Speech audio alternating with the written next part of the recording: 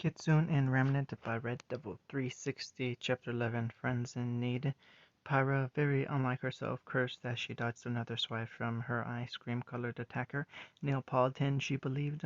Despite her short stature, she was incredibly skilled and quick, and if it wasn't for the fact that she was beginning to get used to Kitsune's speed when they trained occasionally, she doubted she could have kept up this long, not to mention that her whole team was currently fighting her, and they only seemed to be a minor inconvenience judging by the ease at which she was fending off their attacks.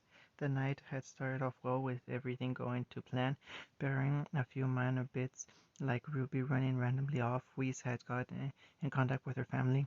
Yang had gone to the information broker she had visited before arriving at Beacon with Ren and Nora, only to find it a burnt-out husk months old.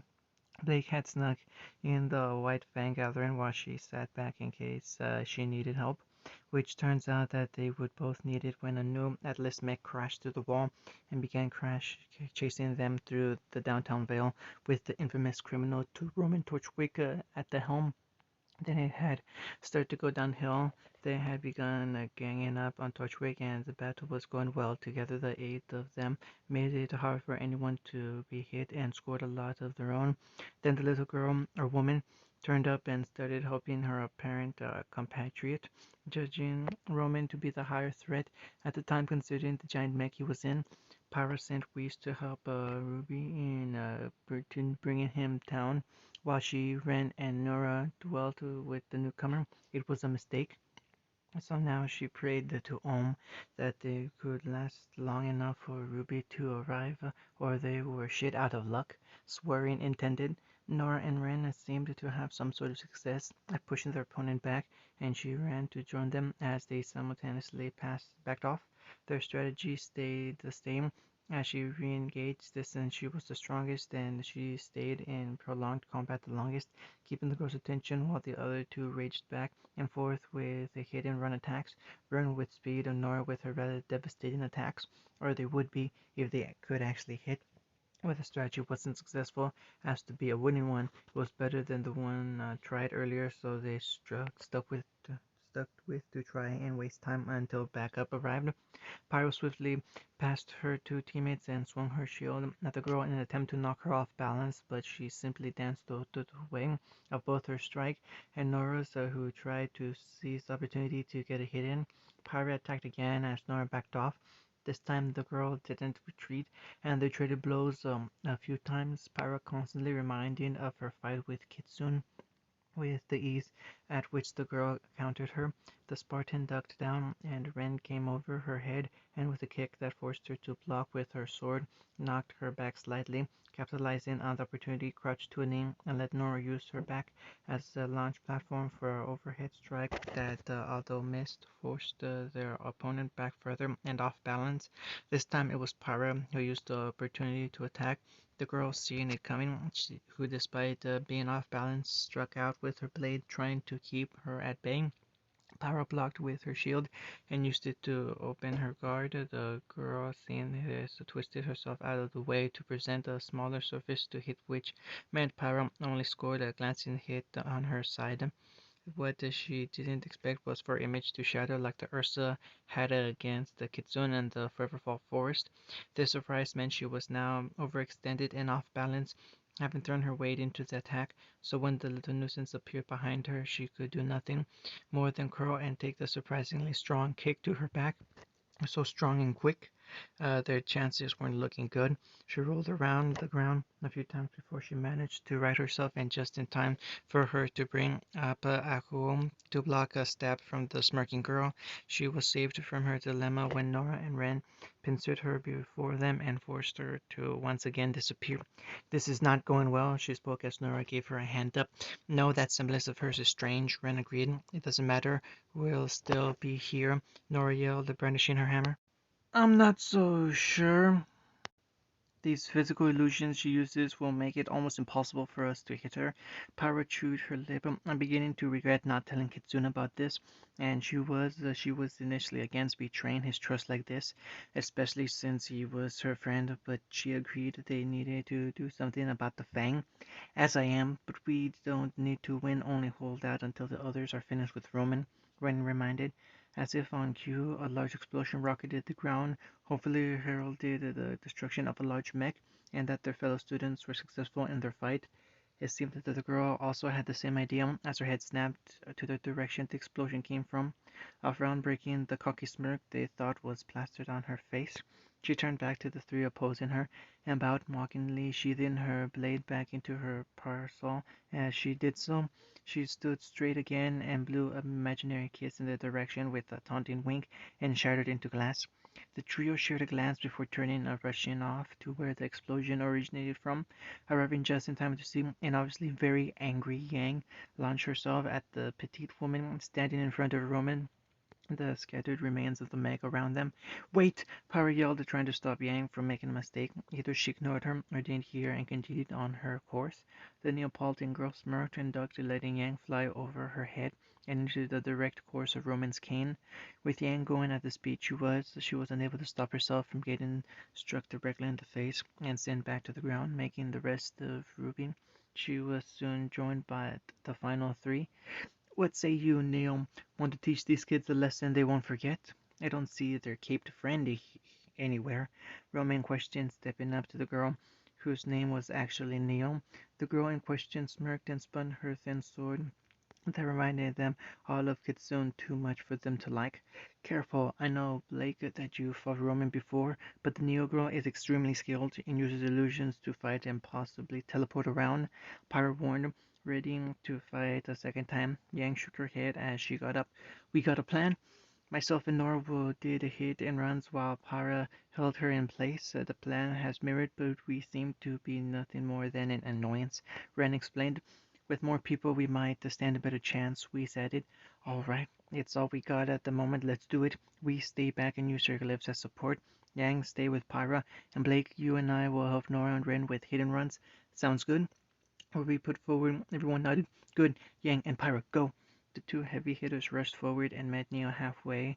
When she charged back, Yang pushed high, while Pyra went low, but both missed when Neo slipped in between the two and kicked Yang in the back. Knowing that her current partner would be fine, Pyra swung at the girl's back, causing her to smash into pieces, remembering last time she instinctively poised that girl behind her and blocked the relative strike, leaving her open to an attack from a glyph enhanced RWBY and Ren. She didn't see the outcome, having to turn away to face Roman, who had decided to join them. They were distracted, but it seemed unnecessary when Blake and Yang jumped between them and began fighting the criminal, and despite the clear teamwork and skill presented by the partners, they were unable to break through the man's apparent formidable defense, and Yang was once again knocked back, leaving Blake on her own until Nora arrived to help. So much for the plan, Pyra thought as she saw the man being handled. She switched back to Neil and looked for a weakness as the girl nimbly dodged between RWBY and Ren's attacks, while keeping that infernal smirk across her lips. She didn't even seem depressed as she danced around their futile swipes or shots, even with Whis helping them. Pyra grimaced and joined the fight with RWBY and Ren. Although the three have not fought together like this, they made do with what they had, and they at least made Neil have to block occasionally. For a few minutes everything was fine, well as much as it could be dependent on the situation. Then everything went wrong. Pyra parried a slice from Neo, opening the girl to attack, but she was wise enough to back off. Ren then dropped from above and fired Stormflower before slashing downwards and getting her to roll directly into the path of RWBY. Sped up by her semblance, and together the two corralled Neo towards Pyra, who was waiting in the sidelines for such a thing. A white glyph appeared underneath her, and the redhead shot forward towards the fighting trio. When the two saw her approaching, they wisely retreated, leaving the criminal accomplice open to be slammed into by what must have felt like a truck. Neil flew back right into the waiting line of Whis, who, when the opportunity presented itself, stabbed forward with her rapier, expecting to hit something solid like Pyra had. This time, however, the girl once more disappeared into shards. This time the consequences were much more deadly. Pyra stared in horror at the blade sticking out of her partner's chest, along with RWBY and Ren, and if the sounds of battle were anything to go by, then the others must have noticed as well. The blade retracted, and Whis wordlessly dropped to the floor, while Neil merely smirked as if she hadn't just struck her sword in somebody. No! Ruby was the first to react by dashing forward towards their enemy with her scythe ready to slash, far too quickly for either Pyra or Ren to stop her. Ruby, wait! Yang yelled desperately, her body coming into view along with the others. Apparently they had momentarily forgotten about their own opponent. The young girl either couldn't hear or ignored the call and continued onwards to Neo. The girl in question smirked again and sidestepped the speedy Rosette, swinging her sword as she passed. Ruby eventually came to a rolling stop a few feet further, the cause of which was a long gash down her leg and her side, which looked to be bleeding heavily and very painful. The girl pained cries and whimpers were anything to go by as she clutched at it. Neo slowly approached the downed leader, twirling her blade, taunting, with the smirk still embroiled on her lips. The movement snapped her and ran out of their stupor, and they rushed forward, hoping to get there in time. Robin had meanwhile stepped back into the fight and was disallowing Yang and the rest the ability to come to the rescue anytime soon. Ruby clutched at her wounds, fighting the urge to let the tears fall. She didn't know why her aura didn't shield her. Was this girl able to cut through it as if it didn't exist? This was all her fault. She had been the one to press for them to go, despite Kitsune telling them not to, and now she was lying on the ground in a puddle of her own blood, and Whis might be dead, and it was her fault. Why didn't she? Why did she have to try and be the hero? She turned her gaze up just as her opponent entered her field of vision, sword poised to strike. I'm sorry, Kitsune, she whispered, closing her eyes. The blow never came. I know you are, Ruby. Doesn't mean I'm not pissed, though. Ruby opened her eyes slowly, not knowing what would she see. Kitsune, she whispered again. There was another figure above her now, cloaked in black and holding the criminal's wrist with an iron grip. Naruto hummed the affirmation. Go to sleep, Ruby. I'll handle this, he commented with a cold glare directed at the cause of Ruby's wounds. Ruby opened her mouth to protest, but the words got stuck in her throat as a heavy presence settled on her mind. It was warm and inviting, like a warm blanket in the winter, so when it completely enveloped her mind, she didn't resist further and let unconsciousness claim her. Naruto kept his eyes trained on the woman before him. Despite her small stature, he knew that she was one not to be trifled with. Size meant nothing when it came to fighting. He could attest to that, having spent his younger years as a shrimp. The woman smirked and disappeared into shards, reappearing near Roman to knock back the others he was fighting. Go see to Ruby and Whis. I can handle this, he spoke, appearing next to them in a whirlwind of leaves. The others gave him looks, but a quick one of his own was enough to persuade them. He was angry, there was no mistaking about that. Roman smirked in the twirl of his cane and pointed it at Naruto. Ah, the caped crusader returns. What do we owe the pleasure? He asked snidely. Naruto said nothing, but the rasp of his unsheathing his ninja from underneath his cloak, which in itself was an answer enough. Roman frowned. Not much of a talker, are you? Very well. The small side on the tip of his cane flipped open, and an orange projectile towards their new opponent. Naruto was more than ready this time and swung his sword in an upward arc.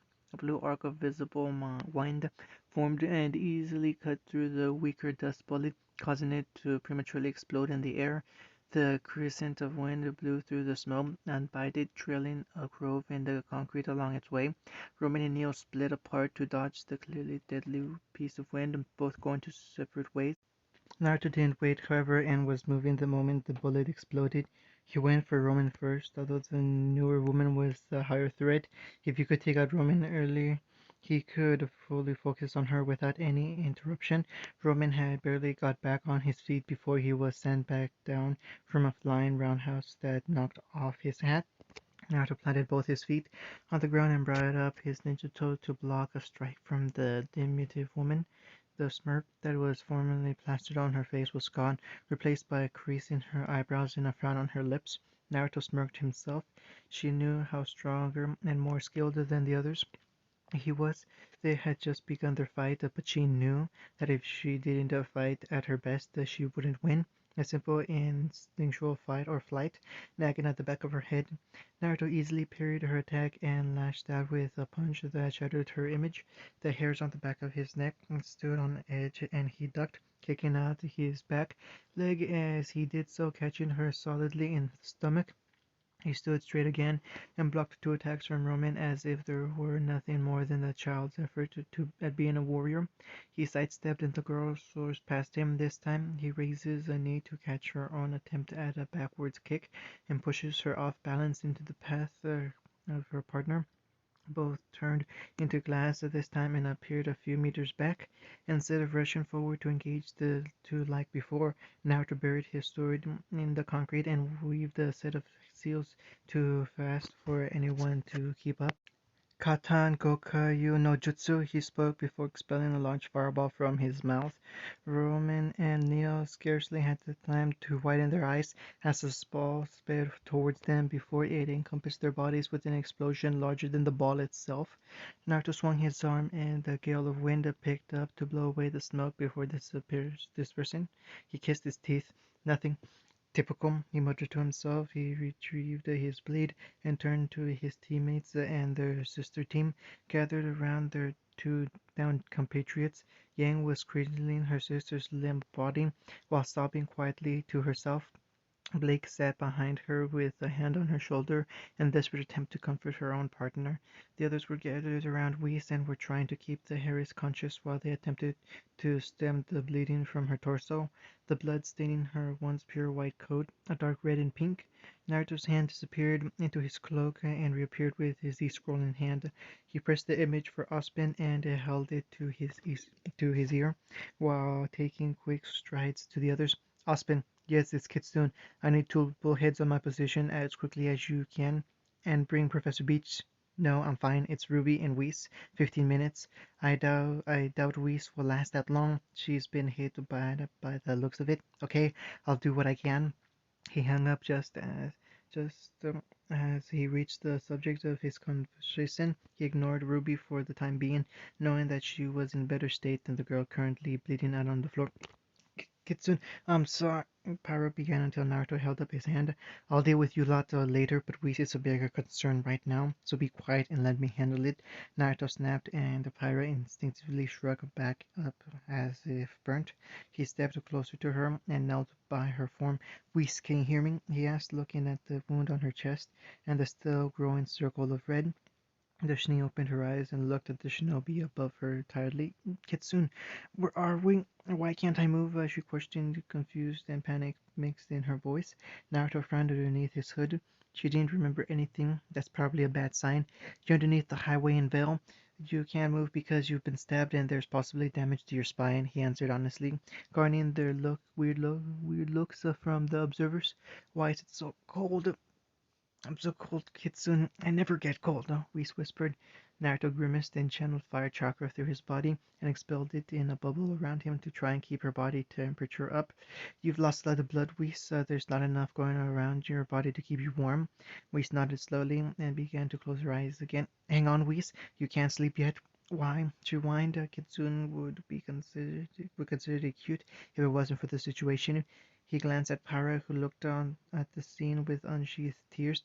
"Keep her occupied and awake," he told her, and retrieved the kunai to cut open the clothes covering the wound. He peeled away the clothing and looked at the wound with a blank face. It was bad, simply put. Although the wound itself was clean and tidy, the work of a good and sharp blade, it was bleeding heavily, and he would wager that she was bleeding internally as well. That was also bad. Naruto glanced up at the hitched gasp coming from Para, who was now almost as pale as Whis. "Keep talking to her, Para. Let me handle this. Trust me," he reassured, and went to work, not even bothered to see if he received a response. His hand dug into his kunai pouch and retrieved another pouch. This one was white rather than beige and had a red cross in the center. He opened it and rummaged around for a moment before pulling out a small ceramic pot and a packet of red blood pills. He set the pot down beside him and opened the pocket and popped one in his mouth and began chewing into paste. He then opened the pot and scooped out a generous amount of green paste and began lathering it on the wound on Whis' chest. It was a special paste introduced during the war to help seal wounds quicker and stimulate the cells around it to heal quicker before a medical ninja could see to it. Although he would never need it with both the QB and his own healing ability, he had decided to start carrying around medical supplies to tend to wounded allies as he could never learn medical jutsu, the result of both his ever-expanding chakra and that it carried elements of demonic chakra, making it poisonous to anyone but him and other Jinchuriki. Set her up, he told Pyra through his chewing as he gathered another load of paste at his fingertips. Pyra did as she was told, doing well even when we began crying out in pain at the movement. He made sure to be quick when applying it, and soon Whis was back flat on the ground, eyes closing as unconsciousness began to claim. Hang on, Whis, we're almost there, he mumbled, his mouth almost full by this point. He shifted slightly and bent over her face, activating a quick genjutsu. He pulled down his mask and planted his mouth on hers and pushed the paste into her mouth.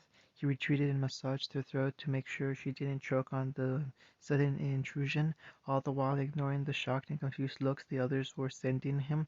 A blood pill. It will help stimulate the body to speed up the formation of blood and increase the pressure, he explained, pulling his mask back up and dispelling the illusion. He closed the pot and replaced both it and the packet of blood pills in the medical pouch and came back out with a roll of bandages and set about wrapping Whis' wound to make sure that the paste stayed in place and did its job. His eyes continued to be blank as he took in Whis' body. Although it hurt to see her in such a state, he had seen enough of it to be numb to the feeling. He had done all he could with his limited healing ability, and now it was up to Whis to hang on until Ospen arrived with Peach in 12.5 minutes by his count. He stood and moved to Ruby to repeat the process on her without the aid of a blood pill. She hadn't lost enough for it to be of any use. He worked silently, heedless of the pained whispers that escaped Ruby's sleeping mouth, and the way that Blake's bow guiltily flattened against her head. He did, however, take notice when his acute hearing picked up the gentle beat of approaching propellers 10 minutes later, and he glanced up as two bullheads navigated a path through the maze of supports and landed a dozen feet from their position, Peach and a few other doctors jumping off before it had even settled. Ospen followed at a more sedate pace. He went straight to Ospen as Peach raced past and began tending to Whis and Ruby, with their concerned compatriots looked over. "I've done the best I could with my limited knowledge," he told Ospen when they reached each other. Ospen nodded. "Then hopefully it will be enough. Do you know what happened?" Naruto shook his head. "Not the full story, but I have an idea." He turned his head slightly and locked eyes with Blake. "I see." Ospen followed his gaze. "The two criminals they were fighting know that I'm a shinobi. The chances of the White Fang and whoever is leading them thinking me a threat has gone up a lot," Naruto stated grimly.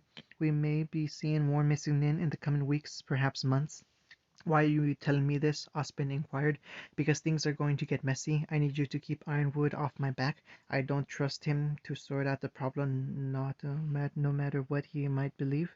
Ospen was quiet for a moment. "Very well. Just don't make me regret backing you on this, Kitsune. Already received a flack for just inviting you here. Don't do something you might regret," he warned him. Naruto smirked underneath his mask. "Who said I would regret anything?" Ospen eyed him but said nothing. "Are you going to punish them?" Naruto asked, breaking the silence, both now looking at Peach and the other doctors working on Whis. "I had thought of it, but I think this is punishment enough for their mistakes, don't you?" Naruto sighed. "If we were in the nations, Ruby and Pyro would be court-martialed and thrown in prison for disobeying orders and getting their teammates wounded because of it. The others would at best be demoted, worse, dishonorably discharged, then placed under observation. We're not in the nations, though, are we?" the headmaster pointed out. "No, we're not." They were silent again as they watched the doctors carry Whis and Ruby on the stretchers to the first bullhead, being joined by Yang and Pyra, while the others made their way over to them on the second bullhead. "Are you going to say something, or shall I?" Naruto proposed. "I'll let you handle this." "I shall go and check the condition of young Whis and Ruby," Osmond said, and turned to board the bullhead before it took off. Blake led the procession towards him and opened her mouth to speak. Naruto threw a thumb over his shoulder at the bullhead, waiting for them, and she shut it with an audible click. He said nothing and did nothing as the downhearted group trotted past him and onto the bullhead, where he finally joined them and sat on the edge of the hold, uncaring as his legs dangled off in the air. The entire journey back was filled with only the thrum of the bullhead as it made its way back to Beacon. The silence between its occupants only added to the tension that was already present, and Blake's ears had long since disappeared in her hairline. The 15-minute journey back passed quickly, and Naruto didn't even wait for the bullhead to come to a stop before jumping off and walking into the other bullhead, which had just finished dropping off its occupants. He approached Peach at the center of the group and looked down at her short stature. "How are they, Doc?" Professor Peach brushed the lock of colored hair behind her ear and looked up at Naruto with an impressed look. "Whatever you did saved Whis' life. Although the paste you applied sealed the outside wound, it didn't stop the internal bleeding. It did, however, kickstart her own aura in healing the minor damage to her spine." Naruto nodded. "I suspected as much, which was why I gave her the blood pill." Peach looked at him with confusion this time. "Blood pill?" Naruto retrieved one from his pouch and showed her. "Something we created that helps stimulate the creation of blood in the body, increases the pressure in the body." "Really? May I have one to study? That could certainly save many lives," Peach requested, looking at the man, its small red ball, in nothing short of awe. Naruto shrugged. "Sure, I'll have to check with my higher-ups first, though, classified and all that." "I understand," Peach nodded. With the conversation over, the doctor carried their charges towards the medical wing of Beacon, while the rest of them returned to their dorms, their heads hanging low and guilt written on their faces. He avoided talking to them, even when both Yang and Pyra attempted to, and instead sped up to walk beside Ozpin. "With your permission, I want to set up a Xenon ray that will detect any chakra around the academy. With it, I can hopefully intercept any shinobi before they have an opportunity to harm the students," he requested. Ozpin looked at him critically. "You do understand what you're asking correctly. How do I know you won't use it to harm the students yourself?" "You don't. That's why I'm asking you to trust me." Ozpin eyed him some more, and Naruto slowly began to get unnerved by the headmaster's piercing gaze. He nodded once and carried on in the direction of his office, not giving anything away with his walk or posture to his feelings on the matter. Naruto sighed in relief and checked his pockets to see how much ink he carried on him, and grumbled under his breath when he realized that he didn't have any, which meant he had to return to his dorm anyway. He had decided on the journey back that he was going to give them what basically developed into the silent treatment. He agreed with Ozpin that the injuries of Whis and Ruby were punishment enough for both teams, but he didn't think that was enough for them to really understand why he was upset with them. So he wasn't going to talk to them, called it childish, but they were likely going to try and apologize for what happened, and he honestly didn't want to hear it. They could stew in their guilt, and he won't give a damn. Naruto sighed again and combed a hand through his hair beneath his hood, uncaring to the many patrols of Atlas troops watching him. They couldn't do anything even if they wanted to. There was no use delaying. May as well go and get that ink. End of chapter 11.